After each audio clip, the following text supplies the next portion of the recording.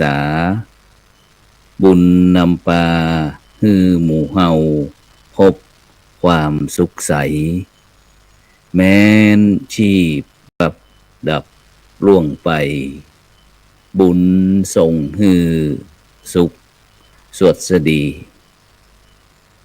ขอกล่าวคำว่าธรรมะสวัสดีกับบรรดาท่านผู้ฟัง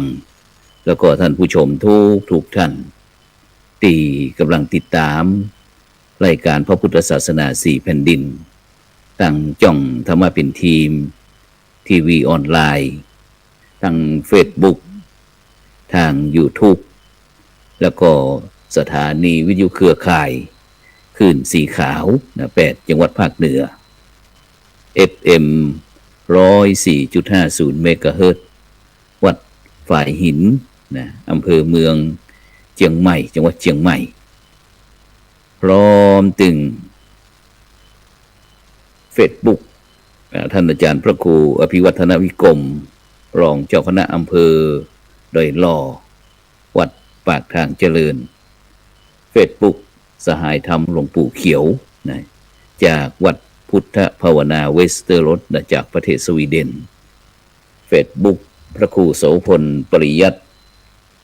Facebook IDTO ทำเป็นทีมสากลนะทาง YouTube ก็ IDTO ทำเป็นทีมสากลแล้วก็วัดหลวงจอมคำนะเขมรัตนครเชียงตุงปริยัติธารี อาจารย์พระมหาดวงทิพย์นะจากวัดหลวงจอมคำนะซึ่งในค่ำคืนนี้ก็เป็นคืนวันเสาร์เนาะคืนวันเสาร์ที่4เดือนตุลาคมปีพุทธศักราช2568นะซึ่งวันนี้นั้นก็ออกอากาศที่วัดอินทปัญญารามนะบ้านกองฝายนะหมู่ที่12ตำบลบ้านปิ่นอำเภอรองจังหวัดแพร่นะเพื่อที่หลังจากที่ได้มีการสอบนักธรรมจันตีเสร็จเรียบร้อยแล้วก็ได้เดินทางมาเพื่อที่จะร่วมทำบุญออกพรรษาในวันที่7นะที่จะถึงเนี้ยนะฉะนั้นก็วันนี้เขาก็คงจะได้อู้กะจากันซึ่งวันนี้ก็เขาไปพบกับผู้ร่วมรายการรูปแรกกันไปที่ท่านอาจารย์พระครูสุจินต์นันทกิจหลวงพ่อเจ้าคณะอำเภอสันติสุขวัดโป่งคำอำเภอสันติสุขจังหวัดน่านนมัสการครับครับพระครูครับผมครับสาธุสาธุครับครับไปที่รูปที่2ครับไปที่ท่านอาจารย์พระมหาวรเชษฐ์มหาวิโยนะครับจากวัดเจ็ดกลิ่นอำเภอเมืองเชียงใหม่จังหวัดเชียงใหม่ครับนมัสการอาจารย์พระครูสุพลแล้วก็อาจารย์พระครูสุจิตครับแล้วก็ความสุขความสวัสดีจงมีแก่กองศรัทธาทั้งหลายเนอะครับผมสาธุครับครับผมฉะนั้นก็วันนี้ก็เช่นเดียวกันบรรดาท่านผู้ฟังทั้งหลายท่านเป็นจะได้พ้องอันท่านอาจารย์อันพระครู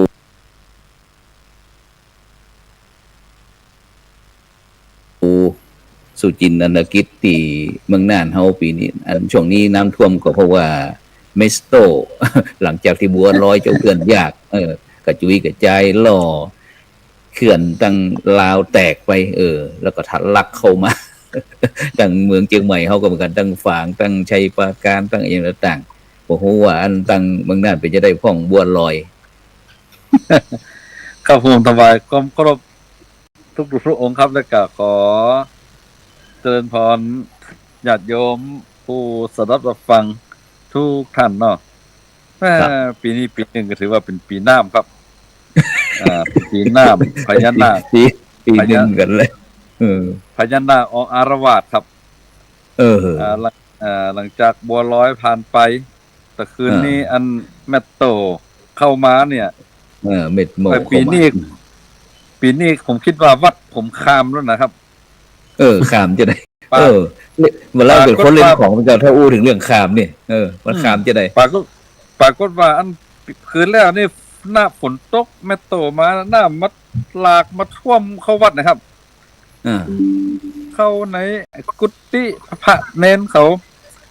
ลุกขึ้นมาตั้งตี 1 ตี 2กันลุกมาไว้มาห้องเจ้าบ้านตื่นกันนะครับแต่กันที่มันท่วมมันนำหลากมาท่วมเหมือนครับประมาณสัก3-4 ชั่วโมงมันก็ มันก็แห้งเหมือนเจ้ามันก็แห้งครับ แต่ว่ามันก็เนี่ยความรำคาญคือกับอ่าเข้าของที่อันอยู่วัดนี่ตัวครับเนาะอย่างเช่นว่าขี้เปิ้ลขี้ตมอย่างนั้นขนมากองเข้าไปในห้องฮับอันในกุฏิในอย่างอีกนะครับ ครับ แต่ก็ตอนนี้กับผ่านไปด้วยดีแล้วแต่ว่าคณะนี่กำลังกระลึงไม่แหมนี่ครับบ่แน่ใจว่าคือที่ กระลึง เน้นมาก่อนนี่ 5 ถึง 7นะครับตะลุงครับ ครับมัน อืม อบเอาพอสมควรคิดว่าคืนนี้น่าจะมาแล้วเนี่ยกลุ่มมันนี่นะครับ ผมก็เลยอันลบมาอยู่ศาลาตั้งหลังนี่นะครับ ครับก็อันแล้วก็วันนี้ท่านอาจารย์สาธิตเพิ่นเอาต้นไผ่มาฮือว่าอันตะลุงไว้ว่าสร้างยักษ์อีน่ะตะลุงเพาะคือยังบ่ฮู้ อ๋อครับ เนอะ ครับผม อันเอาไปปลูกฝนหน้าจะดีผมว่าเนาะ ครับปลูกฝนนะเพราะวันนี้อาจารย์สาธิตมาปลูกคือ10 ต้นเพิ่นมาปลูก ครับผ ปลู ม กเองวันนี้นะตัวเข้ามาฝนแต่เจ้านี่ลูกจากเชียงใหม่มันก็บัดท้อมันก็ตกหูรูดเหมือนกันนะสุดทางมาถึงเมืองแปรนี่ก็แจ้งกันเลยว่าสปายเครื่องตัดหญ้าเข้าไปดูแลความเรียบร้อยของอุทยานธรรมพุ่นน่ะปลาเขาหน่อยไปครับผม อ๋อครับผมครับมาตกหลายกับฝนนั่นเมืองแปร เมืองแปรนี่มันแดดครับลุงคราวนี้แดดวันค่ำกันแต่ตกตอนเช้าครับ หรือว่าอาจจะดึกวันนี้อาจจะตกฝนเมืองแปรนี่มันดีตลุงมันชอบตกไม่คืน อ๋อครับ บ่เหมือนดังประเทศลาวดังพุ่นน่ะดังเชียงใหม่พุ่นน่ะตกตึงวันตึงคืนน่ะแต่เมืองแปรรู้สึกว่าถ้าสักประมาณเที่ยงคืนอย่างเงี้ยเลยตี 1 ตี 2มันก็ตกอีเนาะเสร็จแล้วมันก็อยาก ครับ กลางวันเพิ่นก็แดดออกอีเนาะโอ้ดีนะฝนหูกำเนาะ ครับหลักปลูกจะใครต้องปีนหมู่ฮู้กัน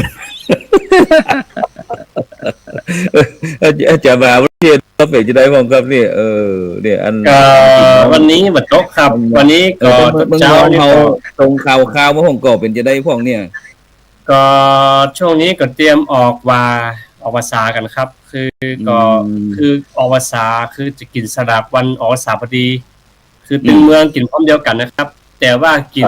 แล้วก็จะเอาตุ๊เจ้านิมนต์ตุ๊เจ้าตึงตำบลนั้นไปกินตำบลไผ่ไปตันตำบลไผ่ตำบลมันเอาไม่ได้แยกกันกินนะครับหมายถึงว่าแต่ละปีสมมติว่าปีนี้ตกวัดอาจารย์พระครูสมพลปีหน้าก็จะไปตกวัดพระครูสุจิตเนี่ยครับก็จะแบบแยกกันไปแต่ว่าจะไม่ได้ต่างคนต่างกินนะแต่ว่าพวกก็จะมีการตานม้าตางประสาทเงินประสาทคำแล้วก็แต่ละหมู่บ้านก็จะแปลงโคตาลไปหอมกันถึงแม้ว่าห้ำกินห้ำตาลแต่ว่าเฮาก็แปลงโคตาลไปหอมกันเอามื้อเอาวันกันนะครับครับกับนี่พวกก็จะตาลแค่วัดเดียวแต่ละตำบลนะครับครับผมก็ถ้ามันมีความสามัคคีในหมู่คณะก็ถ้าสมมติว่าหมู่บ้านใดยกออกภาษาออกกินสลาก็ต้องเตรียมโคกินโคตาลตั้งแต่ค่ำ3นะครับครับเพื่อคือมันจะสานไม้สานกล้วยเองนะคือบ่ได้มีเครื่องมือนะ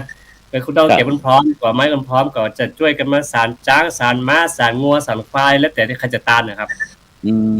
ครับจ้างนั้นก็เอาผ้าห่มกาผ้าจีวรกาฝ้ายหำกา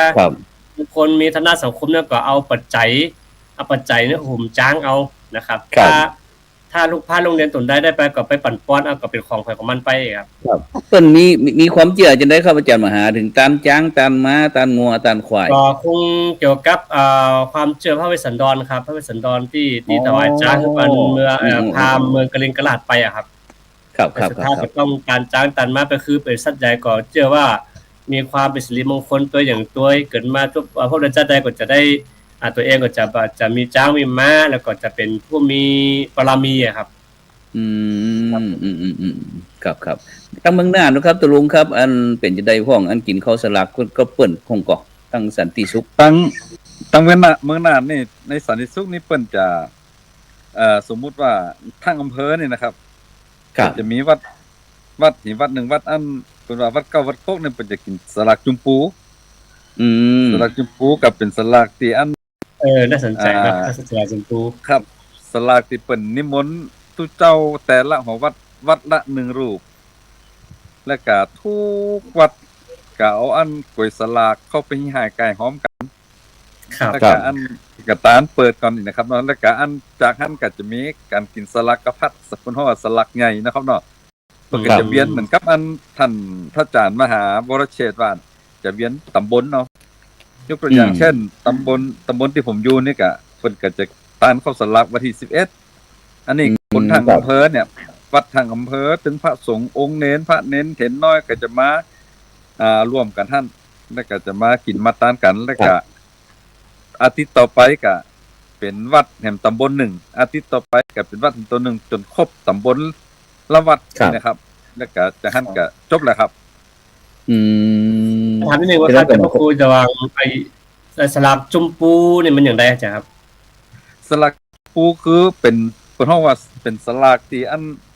เพิ่นเฮากินสลากน้อยอีเนาะเหมือนกับบ้านคนมาเก่าเฮาถือว่าตานเข้าสั่งดิบอีนะครับเพิ่นจะเพิ่นครับเพิ่นจะมีเฉพาะหัววัดละกวยและก็ของที่ใส่หั่นจะเป็นของสดๆอย่างอีใส่ในสลากนี่นะครับแล้วก็ใบสลากก็บ่ต้องอันได้ไปเซาะละก็นิมนต์เจ้าพระสงฆ์องค์เจ้านั่งสมมุตินิมนต์มา50รูปกันนั่งเป็นแถว50ก็เพิ่นก็จะเอากันไปถวายครบ50กับวัดไผวัดมันอีนะครับสลักซอยเนี่ยมีนะอาจารย์จะพูดว่าสลักซอยมีเหรอครับครับสลักซอยก็มีครับสลักซอยเนี่ยมันจะเฮาจะมามันหอมอยู่ที่กินสลากกระพัดใหญ่ก็มีสลักซอยสลักโจกแล้วก็สลัก2เนาะครับสลักซอยนี่ก็เหมือนกับท่านอาจารย์ว่านะว่าผู้ใดอันมีฝีไม้ลายมือในการประดิษฐ์ประดอยก็จะเนี่ยรูปจ้างรูปม้าของรูปปราสาทราชวังอีกเนาะของเอาของไปโค้งเข้าไปแขวนนั่นแล้วก็เอาอันของที่จะกินจะตันครบเหมือนกับเฮาตันห่อผ้าครับเห็นตานให้กับคนตายนะครับแล้วเพิ่นก็จะมีข่าวเพิ่นก็จะอ่านข่าวสลักซอยเงี้ยแล้วมันเป็นเฮ็ดลื้อนะพระครูแต่ว่าครูมันเป็นเฮ็ดลื้อที่ยองนะครับครับจะเหมือนกันกับลือกับลาวเพราะแต่เมืองยองจะมีสลักซอยก็คือสลักซอยจะจำกัดอายุ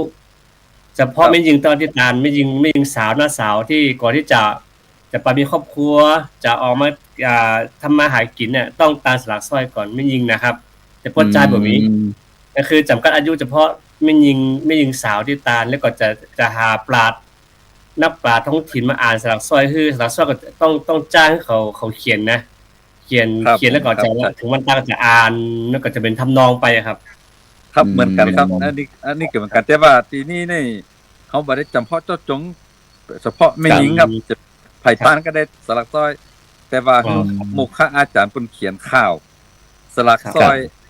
แล้วก็เพื่ออุทิศไปให้ไผได้อานิสงส์จะได้ก็แล้วแต่ต้องเสียสตางค์น่ะจ้างเพิ่นเขียนนั่นน่ะจ้างคนอ่านด้วยนะครับก็อัน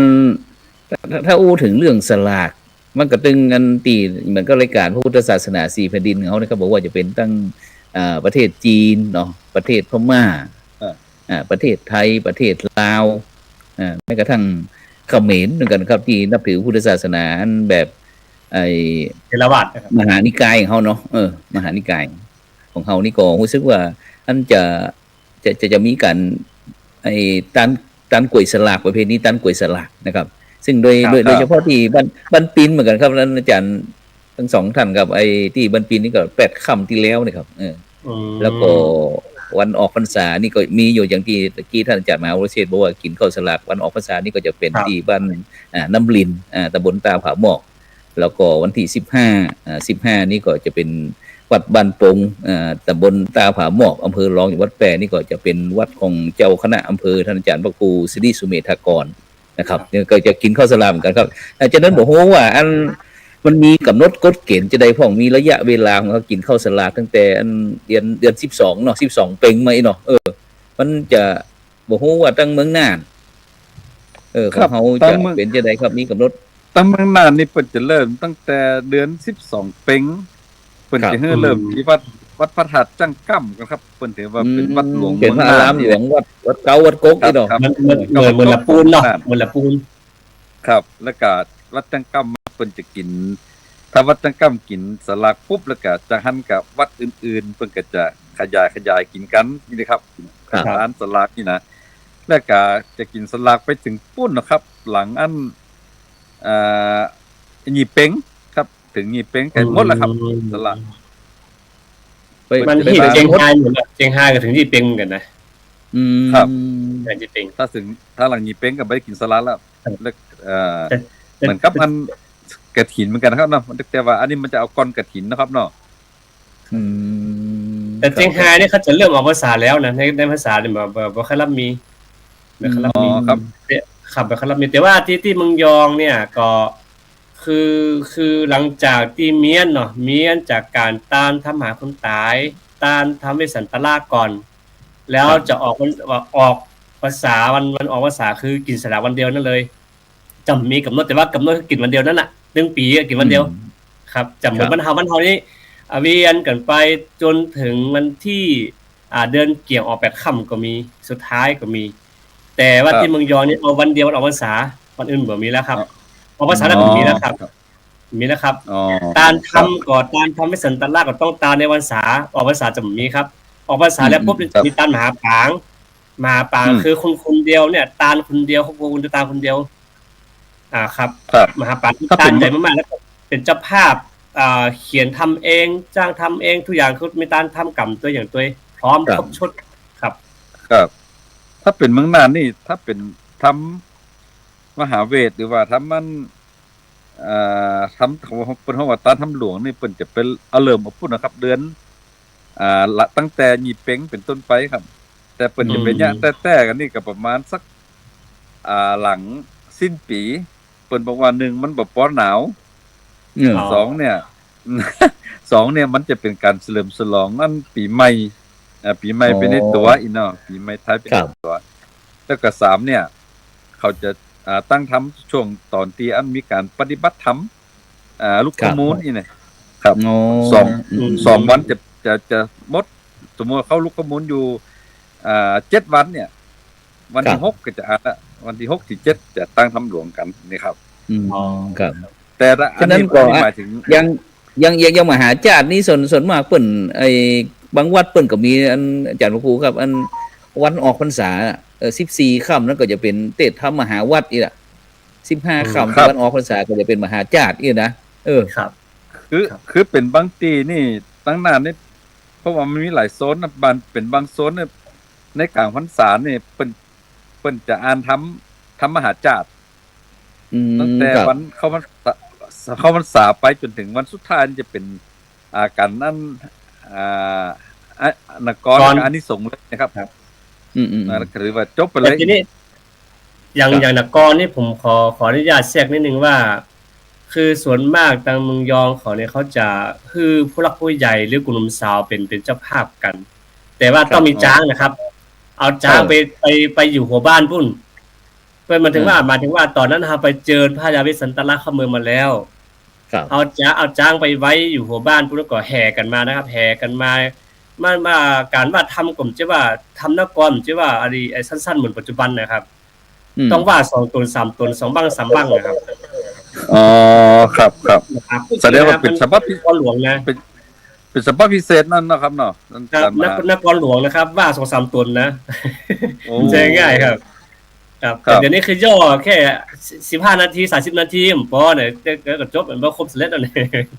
ครับนี่มันเป็นการวัดความอดทนแล้วก็การเล่นกันม่วนก็คือคึกคืนเพราะว่ามันจะมีการตกแต่งดาสันจ้างสันม้าต้นกล้วยอ้อยเป้าตัน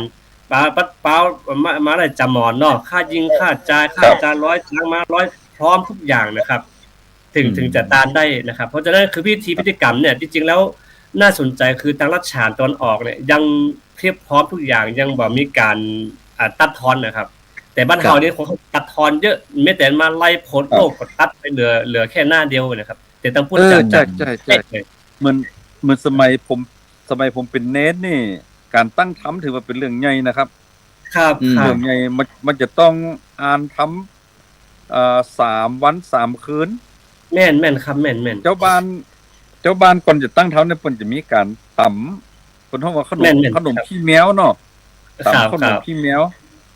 ขนมขี้แมวหมายความว่าที่อันขนมคาถานั่นแหละ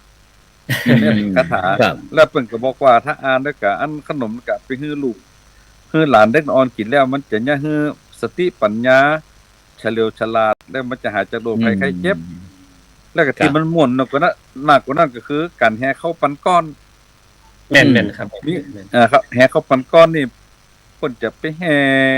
ตั้งแต่ตีหนึ่งตีสองแห่บ้านใดที่มีคนป่วยติดตุ่มติดเตียงก็ป่วยบ่ฮู้เฮ็ดจะหาเพิ่นจะไปแห่หันเหมือนแล้วก็จะเอาเข้าไปฝังหันต้อยนะครับ มันก็จะหายจากโรคภัยไข้เจ็บเป็นความเชื่อที่ไหนมันตีเข็มตีเป็นปงเป็นย้ำอย่างเงี้ยเพิ่นก็ไปฝังไล่พูดผีปีศาจสมัยก่อนแต่เดี๋ยวนี้เนี่ยมันประเภทนี้กันเนี่ยขนมขี้แมวบ่มีเห็นละมันไปเอาขนมในอันตลาดมาแตนอันนี้ บรรยากาศ ใน มัน ต รี ลาดมา แต่ แตนครับ ก็รสชาติเลือดเสียว่าคือคนเฒ่าคนแก่ปัจจุบันนี่ภูมิความรู้อย่างที่เคยอู้กับหลายเตือนนะว่าภูมิความรู้อยู่ในปุ่มคนเฒ่าเนี่ย มันจะจากไปหายไปกับคนเฒ่า แต่ว่าละอ่อนเฮาก็บ่ได้ศึกษาบ่เหมือนเมื่อก่อนเนาะว่าอย่าฮู้คาถาก็ไปบีบฮื้อเนาะไปบีบฮื้อป้อบีบขอบีบหน่อยบีบฮื้อย่ำฮื้อปุ๊บพอคาถาสะบดเด้อคนเฒ่าคือคาถาบทนึงเนี่ยมันก็ได้ไปในตัวการเรียนวิธีการเรียนรู้ ใช่ใช่ แต่เรื่องการตานทำเนี่ยมันเหมือนจะว่าของน้อยๆคือต้องมีการตอกบอกไฟต่ำเฝ้าบางคนก็ฟ้อนไปบางคนก็ตอกบอกไฟไปบางคนก็จิบอกไฟไปมันคือพร้อมทั้งวันทั้งคืนอยู่ตรงนั้นนะครับกว่าจะสำเร็จมาก็เป็น2วัน3วันเปิ่นมันคือมันจะมีมกจมกลุ่มหนุ่มสาวผู้สูงอายุบ่เฮินหนุ่มไม่เฮินนมก็จะแบ่งกันรับผิดชอบไปอย่างเงี้ยครับแล้วก็ถึงเวลามันก็ลากเข้ามาก็แห่ๆเต้นๆเข้ามาก็กว่าจะจุดบอกไฟก็ต้องพัฒศีล3รอบก่อนเตียนพัฒศีล3รอบแล้วถึงจะสัจจะอธิษฐานแล้วก็จุดนะครับมาก่อนแล้วแต่นี่การทำมันจะมีทำชื่อว่ามันทาตุลาศนี่จะเป็นมันทาเป็นธรรมที่สำหรับจิบอกไฟโดยตรงมันจะบอกว่าบอกไฟขีบอกไฟดอกออกขึ้นกลางหาวตอนใดก็จะบอกว่าอานิสงส์ได้ตอนใดจะบอกหมดเลยครับแล้วก็จะทำกันนี้นะครับครับฉะนั้นอย่างอันที่เมืองแปรก็เช่นเดียวกันว่าอันการที่เขาจะตั้งทำนี่ถือว่าเป็นเรื่องใหญ่นะครับเพราะว่าอันจะต้องมีการตกทำนะครับตกทำแล้วก็โดยเฉพาะปน้อยปหนานี้อย่างที่ประจะเตรียมพื้นที่สถานที่ยังเป็นผมเป็นพ่อน้อยนี้ผมก็จะไปเตรียมจ่วยเปิ้นเอามัดตอกคัดราชวัตรคัดราชวัตรแล้วก็ประดับประดาตกแต่งนะครับบ่ฮู้ว่าอันตั้งเมืองน่านแล้วก็ตั้งเมืองยองนี่เขามีกันเวลานี้ตกแต่งเป็นสวนเป็นป่าหิมพานต์อย่างนี้แต่อย่างนี้เป็นต้นนะครับบ่ฮู้ว่ามีคือสมัยก่อนก็สมัยนี้มันจะแตกต่างกันครับถ้าเป็นสมัยที่ผมเป็นเนนเนี่ยการจะตั้งทำต้องเตรียมงานเป็นเดือนนะครับครับต้องไปเที่ยวป่าครับเที่ยวป่าแล้วก็ต้องวัดความกว้างของป่าสมมติว่าเป็นศาลาแล้วก็ต้องไปแปลงศาลาไม้ไผ่สูงๆไว้แล้วก็เป็นห้านทำเพราะว่าเป็นเหมือนกับธรรมาสนะครับครับธรรมาสแล้วก็จากหันก็ตบแต่งโดยจ้างม้างอควายตามเหมือนกับที่ออกในธรรมกันเนาะครับเนาะออกในธรรมกล้วยเก่าอ้อยแล้วก็มีสะโบกคันละนี้อย่างมื้อเนี่ยก็เอาไปใส่หั่นก็อันปล่อยปูปล่อยปลาแล้วก็กันจะอ่านทำก็ต้องใช้เวลาถึง3วันกว่าจะเสร็จแล้วก็มีการเว้นตามเป็นวันสุดท้ายอีกนะครับแล้วก็นั่นนี่เป็นสมัยก่อนแต่เป็นสมัยนี้นี่เดี๋ยวนี้มันมีศาลาเนาะมันเขาเลยยากง่ายแล้วก็อันเรื่องที่อันเก่าๆมันเลยบ่ค่อยมีแม้แต่ทำสมัยก่อนนี่เขาจะต้องวันเพิ่นฮ้องว่าวันก็วัน7ทำเนี่ยหมายความว่าเอาก่อนที่อันจะเอาธรรมมาอ่านต้องไปเปิดในตู้ทำแล้วก็ผ้าสายสยองที่เพิ่นเอามาทำเนาะสมัยก่อนเพิ่นเอาผ้าตีอันปกนาผีก็ศพตีเพิ่นผ้าคำสีเอาผ้าไว้แล้วก็ผ้าห่อทำนั่นน่ะเพิ่นจะมาซักแล้วก็มาตากแล้วก็จะมาเย็บขอบนี่ก็มาห่อทำแล้วก็เวลาจะอ่านทำในสมัยก่อนแน่เพิ่นครูบาเพิ่นจะปาคือวันเตทำนั่นแล้วก็เอาทำมา7ทำใดที่อัน ที่มันตัวหนังสือมันบ่ค่อยชัดเนี่ยเพราะว่าเป็นตัวหนังสือเมืองเนาะใบลานนั่นน่ะเพิ่นจะเอา ในลาน ใบมะขับไปเก็บใบมะแปบเนี่ยมาตำแล้วก็เอามาเจ็ดมันก็จะได้ตัวหนังสือชัดเจนขึ้นจากขั้นก็เป็นตา เข้ม เลยครับก็ สี มา สีแดงๆขึ้นนี่เนาะยกตัวหนังสือยกขึ้น ที่เมืองนี่นำใบแปบเนาะที่เมืองยองใบหญ้าใบชัดใบหญ้าสัตว์เสือใบหญ้าเมืองวาย ครับ ใบหญ้าเมืองวายครับ ที่บ้านผมมันจะใจใบมะแปบแล้วก็จะหั่นเขาก็จะเอามาตากแล้วก็จะเอาทำมาเข้ากับเจ็ดเรียบร้อยก็ทำมากับเขาก็จะมีการเนี่ยตอนนี้วันแรกก็จะอ่านมาไลโพด มาไหลต้นมาไหลปลาย มาไลต้นมาไลปลายวันนี้ครับแล้วก็อันจะหั่นกัน กระหาฟันนี่เนาะครับตีสามแล้วก็อ่าน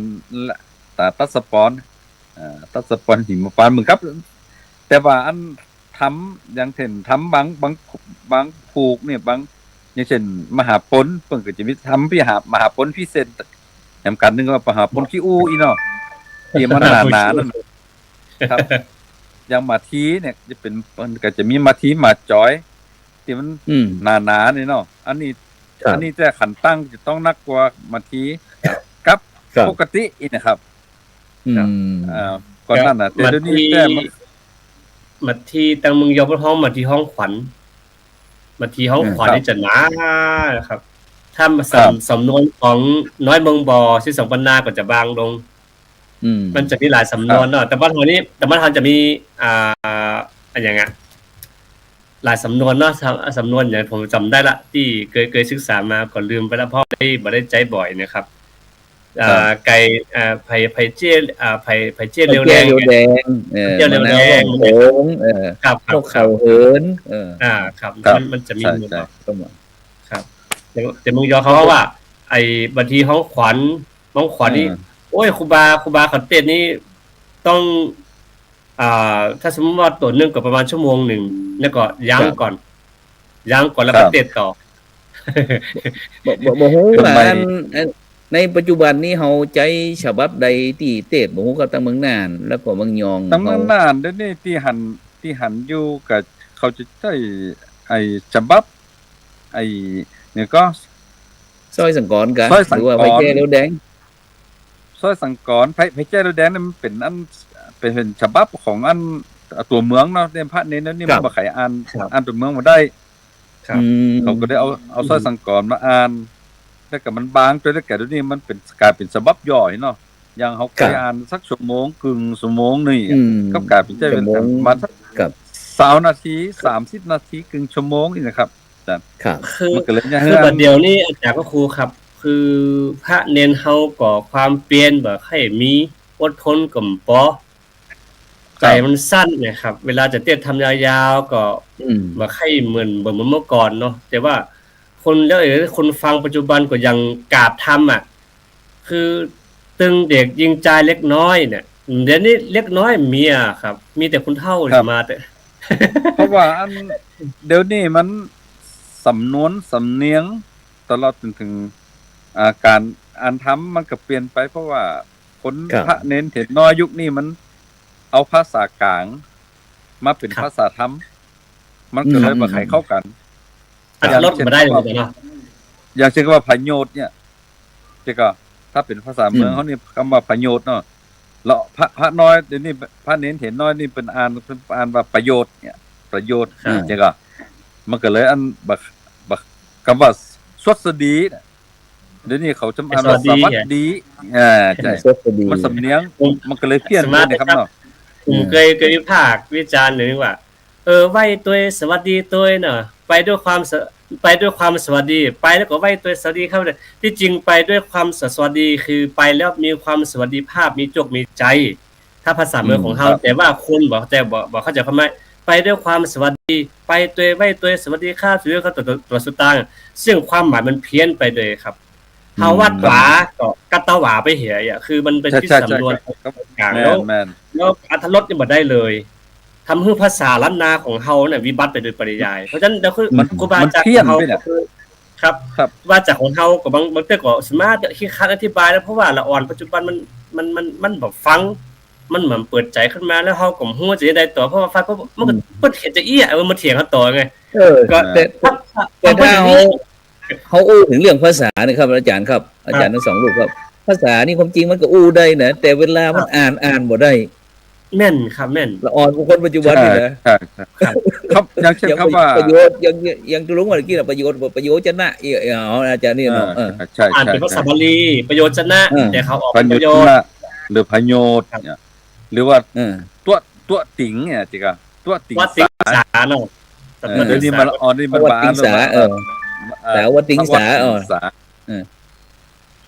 จริงๆภาษานี่น่าสนใจแล้วอาจารย์พระครูเขาคือภาษาเมืองของเขาเนี่ยอย่างแง่นแง้นก็ดีเจิญก็ดีแงกแง้นก็ดีอันเนี้ยที่นึกเป็นภาษาในตัวทำมันมีนักขนาดที่ว่ากัดตัวนะกัดตัวสักกัดตัวเนาะเดี๋ยวนี้มันว่าสักกัดตัวก็ยังสังเกตง่ายว่าถ้าเป็นคนภาคอื่นมาเตะทำเฮาก็ดีมาสดแต่เฮาก็ดีปุ๊บนี่ไปด้วยกันในคัดกันทันทีนะครับเฮาสักกัดตัวแต่เขาสักกัดตัวมันจะฟังสักกัดตัวมันจะไปด้วยกันยากหน่อยนะครับนั่นคือกำเมืองปัจจุบันนี่คือแล้วก็ทำอย่างนึงคือทำบางผูกปัจจุบันนี่ก็ไปแต่งแต้มเป็นภาษากลางไปฮือก็กลายเป็นให้ไปปันก็กลายเป็นให้ไปเหียมันก็กลายว่าถ้าคนที่เบาช่ำชองหรือว่าอ่านภาษาบ่แตกฉานตรงนี้ปุ๊บนะมันก็จะไปหมดฮู้ที่มาที่ไปลากเงาภาษาบ่ฮู้ที่มาที่ไปทำให้คนฟังก็บ่ฮู้คนถ่ายทอดก็บ่ฮู้มันก็ปากันเข้าโขมอันนี้ก็น่าเป็นห่วงครับปัจจุบันภาษาของเขาก็อย่างอันที่อันสมัยผมเป็นพ่อน้อยผมก็จะชอบไปนั่งนี่เนาะอันเขาจะตึงฟังรอฟังอันปนานเลยปนานจันปนานเสาอย่างต่างๆเนี่ยไปทุกนะพ่อน้อยอ่านว่าจะเนิ่นบ่ทุกพ่อน้อยก็อ่านทำไปปนานก็จะแก้ประตัวเนี่ยมันกัดตัวน่ะรูลิงตัวยนั่นบ่แม่นนะเขาก็อย่าฟังเหมือนไปว่าไปเรื่อยซึ่งโดยเฉพาะเรื่องภาษาอย่างที่อาจารย์มหาวิเชษฐ์ได้ยกอันอุทาหรณ์ได้ยกตัวอย่างที่นั่นบ่ฮู้ว่าตั้งเมืองน่านเพิ่นจะมีอันนี้ผมก็อันอาจารย์ครูครับอันโดยเฉพาะอันพระเน้นเถรน้อยรุ่นใหม่เขาเนี่ยเพิ่นจะอันใดไปกับชับการซ้อมการอันเตรียมความพร้อมอย่างผมกับเวลานี้มีการตกทำอย่างกับเวลาอย่างเข้าพรรษาอย่างเงี้ยก็เดี๋ยวนี้ก็มีอยู่ครับผมก็เลยมีนโยบายกับทางโรงเรียนปริยัติว่าเพราะว่าเดี๋ยวนี้มันบ่เหมือนกันนั่นแล้วเพราะว่าพระเน้นเห็นมันไปฮ้อมกันอยู่ที่โรงเรียนการโรงเรียนเนี่ยน่าจะเป็นสถานที่ฝึกฝนกับในเรื่องของสิ่งเหล่านี้กับพระเน้นเห็นน้อยตัวเพราะว่าพระเน้นเห็นน้อยถ้ามันอยู่วัดมันมื้อนี้มันบ่ค่อยมีเวลาถ้าอยู่โรงเรียนเนี่ยผู้บริหารโรงเรียนสามารถที่จะมีจัดเป็นอันช่วงเวลาให้กับการฝึกฝนสิ่งเหล่านี้เนี่ยผมก็เลยก็เลยฝากกับผู้บริหารโรงเรียนเปิ้นแล้วก็เจิญก็มีการเจิญอันหมู่ผู้น้อยผู้นานเก่าๆน่ะไปสอนเรื่องระบำสอนระบำอยู่ตัวแต่ก็มันก็ได้บ่หลายนะครับเพราะว่าเราเดี๋ยวนี้แค่อ่านหนังตัวไทยมันก็ยังเขียนบ่ได้ครับยังถูกจะให้มันเอาตัวไทยมาเป็นตัวเมืองแบบเนี้ยมันก็เลยจัดครับลิ้นอย่างคือถ้าจะออกขึ้นได้จริงๆก็ต้องฮู้ไวยากรณ์เมืองตัวยิ่งดีครับเพราะปัจจุบันนี้คือเฮาเห็นว่ากินแต่ว่าคือทำเมืองบ่ได้ต้องกำกับจัตวาหมดจริงๆแล้วถ้าเอาหลักไวยากรณ์จริงๆมันบ่ได้เลยครับที่จริงเขาตัวเมืองของเฮาจะมีตัววรรณยุกต์เสียงมันจะเป็นเสียงวรรณยุกต์ของเขาอยู่แต่ปัจจุบันนี้คือทำของเฮาปุ๊บต้องเขียนจัตวากินก็ต้องกลัวอ่านบ่ได้ก็ต้องเขียนจัตวากับเข้าไปเหียอีกครับผมว่าก็ต้องใส่จัตวาแถมเนี่ยที่จริงมันก็อักษรของมันได้อยู่แล้วแต่ว่าคือจะทำอย่างไรให้คนรุ่นหลังเนี่ยอ่านเข้าใจได้ง่ายอย่างที่อาจารย์พระครูบอกว่าเมื่อกี้ว่าคือละอ่อนปัจจุบันเนี่ยมันยากพอสมควรหนึ่งถ้าสมมุติว่าสมมาเตอบ่ได้บุรีของไข่นะครับอย่างพี่น้องอย่างน้องเนตที่มาเรียนปัจจุบันก็คงข้ามจากคนพื้นเมืองเฮา แล้วเขาจะคือออกเสียงก็บ่ได้อย่างที่ผมไปฝึกที่เจดีย์หลวงเมื่อก่อนเนาะอาจารย์ตรงเนี่ยเพิ่นฝึกว่าคือขึ้นนะโมดูลอยอ่ะมันขึ้นนำไปบ่ได้คือตอนที่น่ะมันเหินขึ้นไปบ่ได้มันพอสมควรเพราะฉะนั้นคือถ้าอยู่คนพื้นที่ของเฮาปุ๊บนี่ยากพอสมควรยากแต่เพราะว่าการจะออกไวยากรณ์เมืองเฮาก็ดีเข้าใจไวยากรณ์เมืองเฮาก็ดีปุ๊บเนี่ยมันยากพอสมควรนะครับผมครับ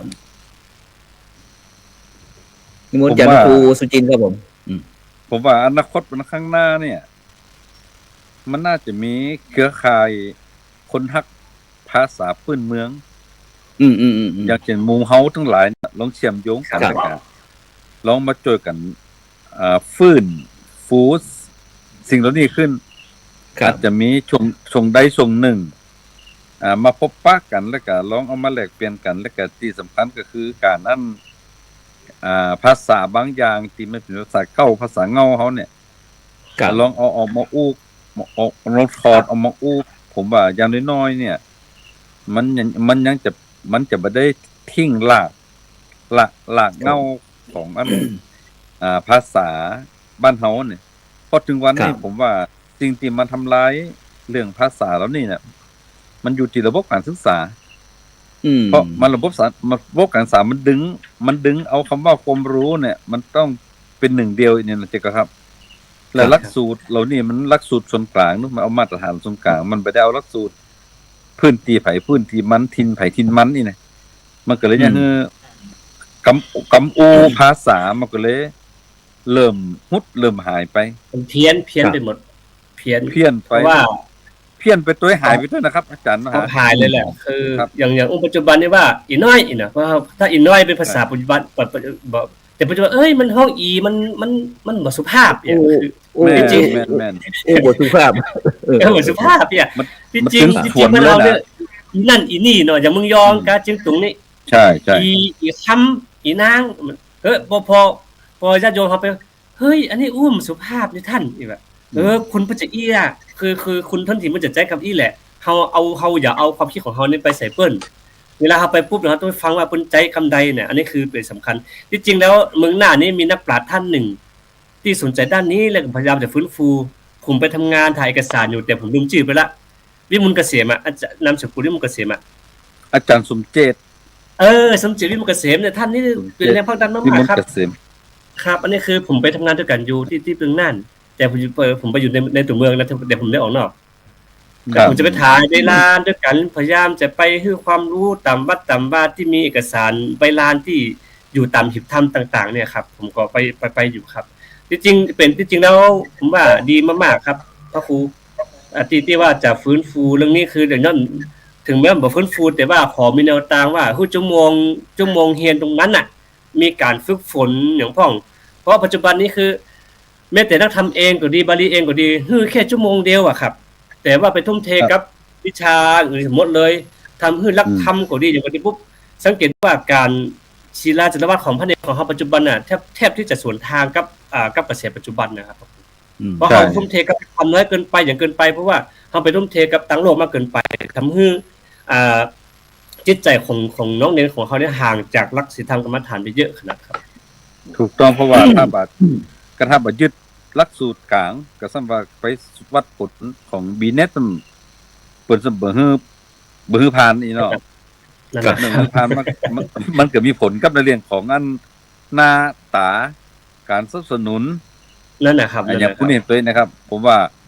อันเนี้ยผมว่ามันเป็นเรื่องที่สำคัญผมว่าถ้าเป็นไปได้เนี่ย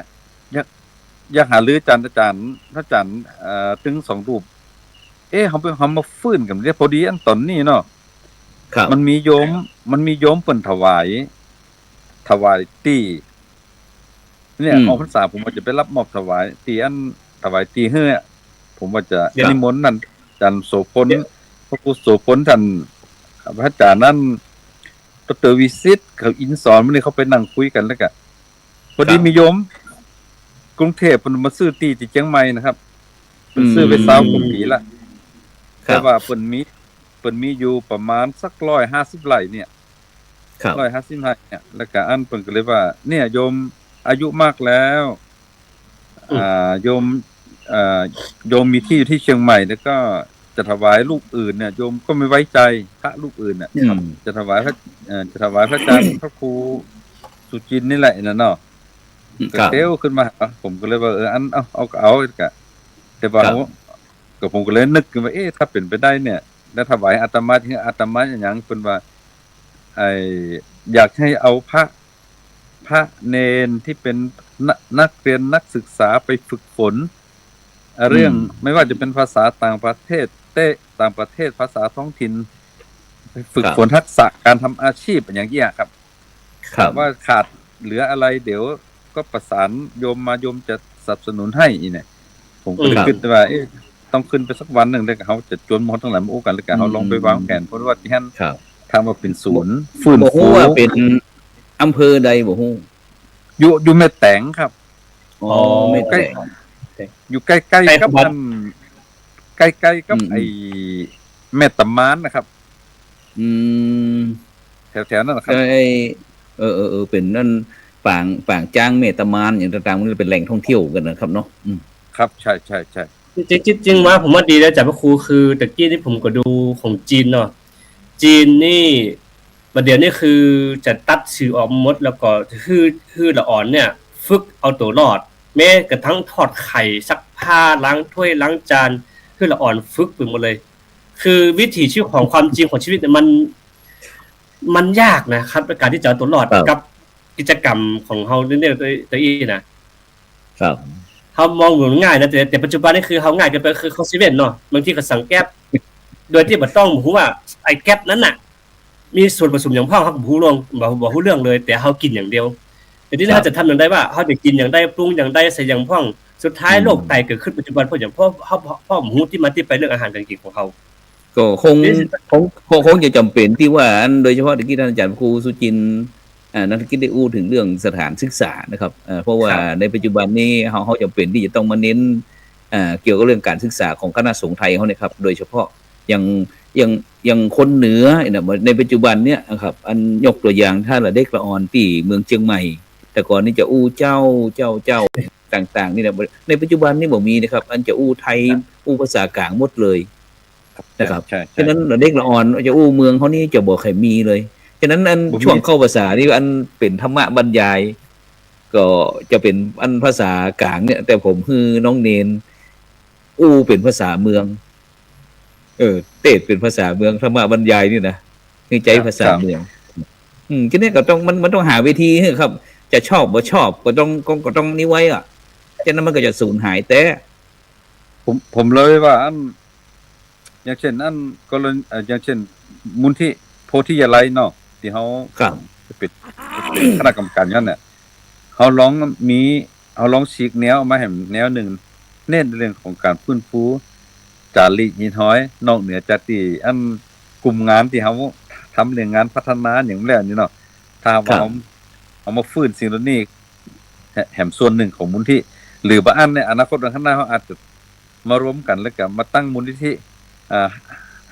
ฮักคนเมืองไอ้กะฮักคนเหนืออีกก็แล้วแต่ว่าไปแล้วก็เอามาส่งเสริมเรื่องของการอู้การจาการคบการกินตลอดจนถึงจารีตหินห้อยแล้วนี่ฮือกับอันคนรุ่นต่อไปผมว่ามันก็จะเป็นสิ่งที่ดีนะเหมือนกับที่เขาอันอู้กันเรื่องการตั้งน้ำตั้งทำแม้แต่สลากมากไม่น่ะเดี๋ยวนี้ก็กลายเป็นว่าของที่มันเป็นเนื้อหาสาระ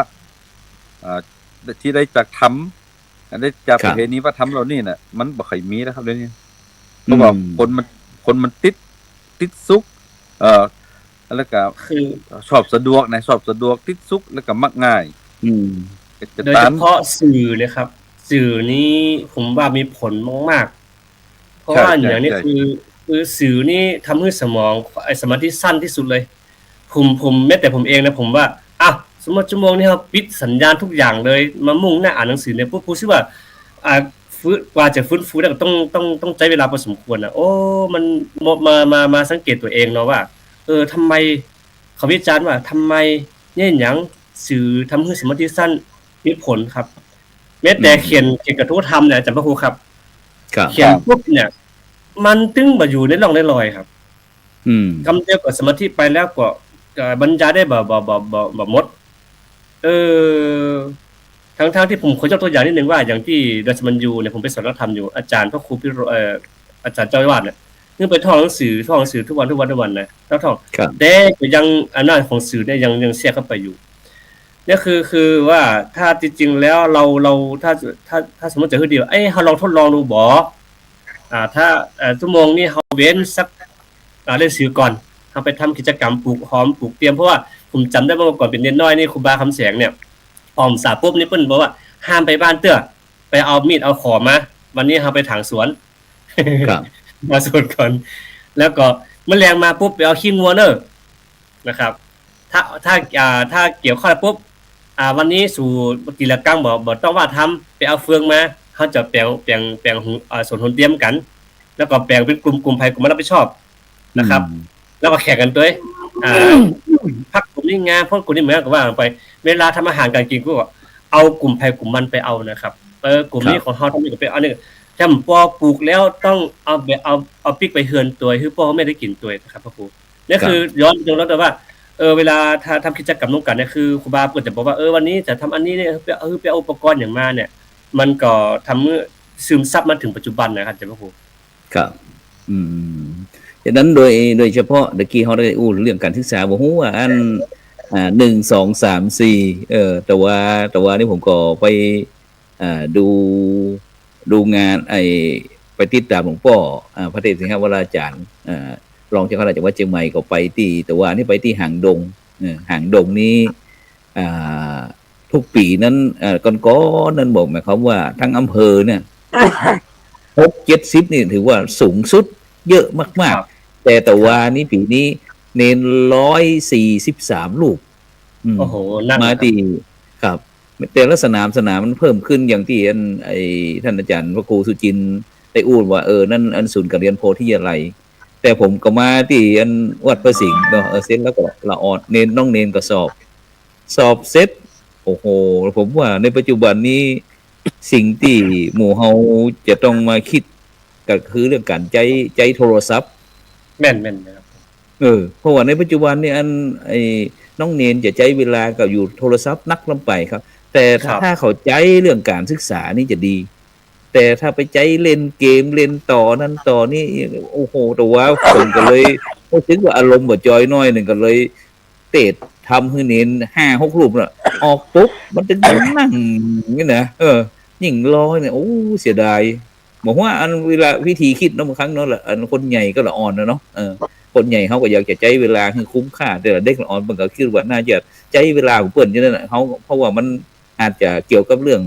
ต่างวัยต่างคิดอย่างต่างเนี่ยแต่มันก็จำเป็นเนาะท่านอาจารย์ครูเนาะอันเกี่ยวกับเรื่องการศึกษาเนี่ยจำเป็น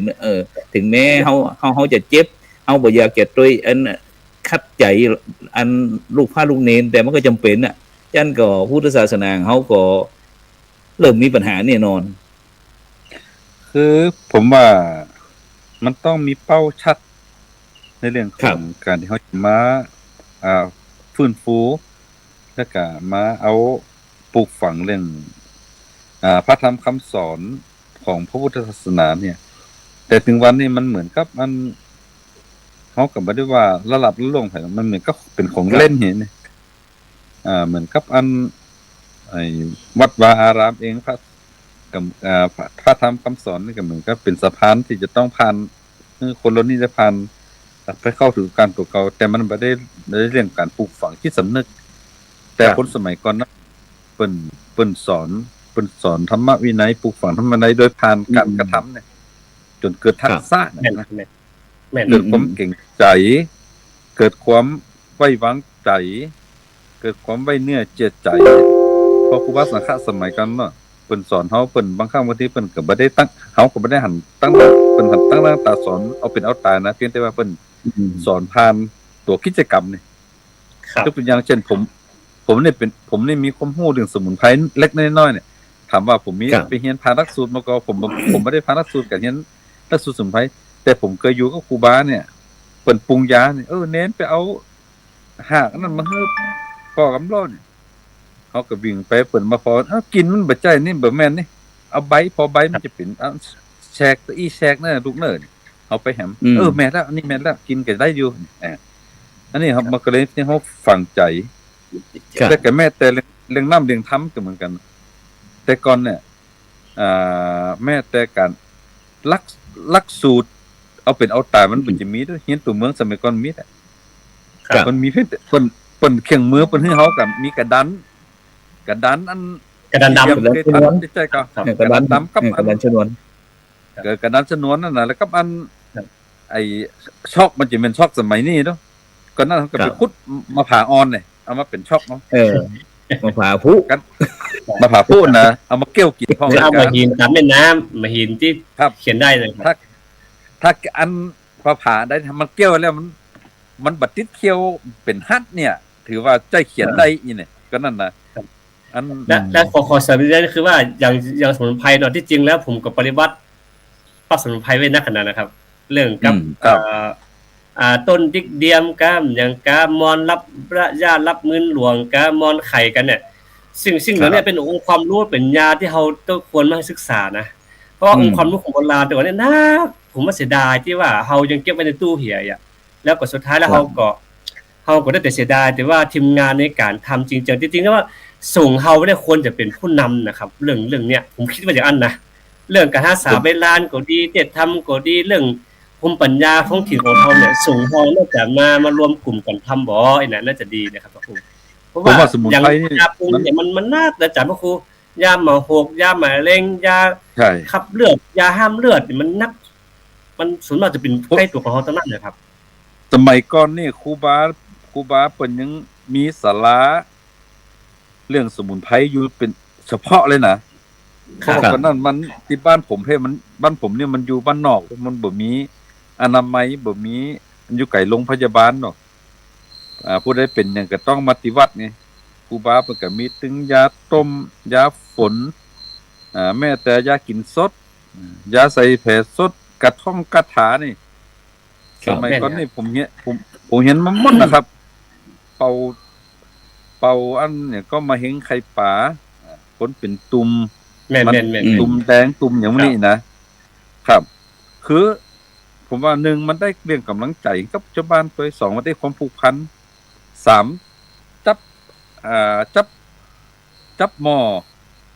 จับแม่นมันไปหายเนี่ยโอ้มันยังเงินคนมันศรัทธาตัววัดตัววานะครับแม่นเหมือนถึงวันเนี่ยผมจัดรายการก็อาจารย์มหาสมชาตินะไอ้สำหรับผมจะตบท้ายด้วยคำว่าสุขภาพผมเรื่องสมุนไพรก็กลายเป็นว่าญาติโยมที่อยู่ตั้งเชียงมุมเชียงใหม่ตั้งอันเชียงไฮ้ตั้งแม่อายตั้งฝางบนโทรศัพท์มาขอยาอีแม่เป็นนี่เดี๋ยวจะเจอยาตัวใดมันอยู่ที่ไหนพ่องมีแม่อุ้ยคนหนึ่งท่านอยู่อำเภอฝางเปิ้นว่าปวดเท่านี่เนี่ยมันจะได้ตัวลูกอันมันบ่ไข่เข้าวัดมันมักกันจะเล่า อันไข่ยาไข่ได้ยาพัดเล่าของเตอะเนี่ยเขาก็โอ้ได้กะอีกกันเนาะได้แม่เด้เดี๋ยวตู้จะบอกให้มีปากกาดินสอใกล้กองจุดเอาเนยเอาก็โจบอกเพิ่นได้จะญาติจะได้อีแม่ก็คือม้อยคือกินอันเด้อบ่ดีอัน ตั้งหน้าตั้งตาเพิ่นกินอันจะปฏิเสธอีกกันเนาะอย่างน้อยผมว่าเขากับขี้จ่องบองจักมือรุ่นมาเพิ่นบอกว่ามันก็ดีเหรออันพระครูอีนะอีแม่ว่ามันก็ดีเพราะว่าได้เป็นนิสัยคนได้เนี่ยผมว่าสิ่งนั้นนี่ถ้าพระสงฆ์องค์เจ้าเฮาวัดวาอารามเฮาได้ฟื้นได้ฟูมันผมว่าวันหนึ่งผมเชื่อมั่นว่าอาการรักษาโรคการรักษาสุขภาพแบบแพทย์สมัยใหม่เนี่ยมันจะถึงทางตันละแล้วคนก็จะย้อนกลับมาหาธรรมชาติครับผมว่าดีเห็นตัวนะครับคืออย่างน้อยเฮาก็ได้เอาความรู้ที่คนเฒ่าแก่เปิ้นได้แต่งแต้มไว้ในปรักษาเนาะแล้วก็จะได้มาฟื้นฟูกันอย่างเงี้ยผมว่าดีเพราะว่าที่จริงถ้าคณะสงฆ์เฮาครูบาอาจารย์เฮาเป็นแกนนำนี่นะผมว่าความเชื่อมั่นศรัทธาญาติโยมโดยเฉพาะคนเฒ่าแก่ปัจจุบันนี้คือคนเฒ่าแก่เนี่ยมีความรู้นักแต่ว่าก็อยู่บ้านแต่ลำพังนะพระครูเพราะว่าลูกหลานเองก็ไปอยู่บ้านไปเสาะการทำงานไปพอเตอร์เฮาอยู่วัดจะบ่หันเลย แต่เขาออกไปเยี่ยมชุมชนเนี่ยจากพระครูครับโอ้ไว้บางคนก็ต้องจ้างคนที่อื่นมาเฝ้ามาดูแลเหยอ่ะแต่ผมจะได้คือถ้าสมมติว่า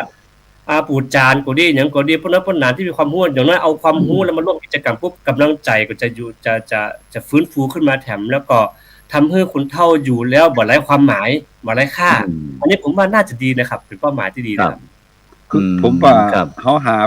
เวทีเป็นเล่นเนี่ยเนาะ ครับ มีเวที เสียดายอันอาจารย์พระครูเสียดายวันเวลาจะหมดเนี่ยอันเดี๋ยววันเสาร์หน้าเด้อเตรียมยามาสัก 2-3 ปากนึงนะครับ วันเสาร์หน้านะเอายาเหมือนลิงพ่องก็ได้ยาที่คนเฒ่าแก่นอนบ่รับพ่องก็ได้แต่ถ้าไอ้ตาแดงนี่ผมมีคาถาครับอาจารย์นั้นก่อนวันนี้นะครับต้องกราบขอบคุณครับท่านอาจารย์พระครูสู้จินนะครับนันทกิจนะครับหลวงพ่อเจ้าคณะอำเภอสันติสุขวัดโป่งคำอำเภอสันติสุขจังหวัดน่านครับท่านอาจารย์พระมหาวรเชษฐ์มหาวิโยนะครับเจ็ดลินเจียงใหม่นะครับพร้อมตึงบรรดาท่านผู้ฟังท่านผู้ชมทุกท่านบอกว่าทาง Facebook ทาง YouTube ทางช่องธรรมะเป็นทีมหรือว่าเครือข่ายขึ้นสีขาวชาวประชาทุกท่านเนอะนะเฮาก็วันศุกร์วันเสาร์หน้าเฮาก็มาปะกับอันพ่อหมอครับพ่อหมออันตึงเมืองยองตึงอันสันติสุขเมืองน่านเพื่อที่จะได้ของดีๆไปใจเอาไปสอยเนาะฉะนั้นก่อนในค่ำคืนนี้ก็เวลาหมดเวลาจำเป็นที่จะต้องนำรายการจากบรรดาท่านผู้ฟังไปก่อนรับฝันดีมีเงินใจไร้โลคาพยาธิบ่เจ็บบ่จนร่ำรวยทุกผู้ทุกคนเน้อนะสำหรับในค่ำคืนนี้เขากล่าวคำว่าสาธุ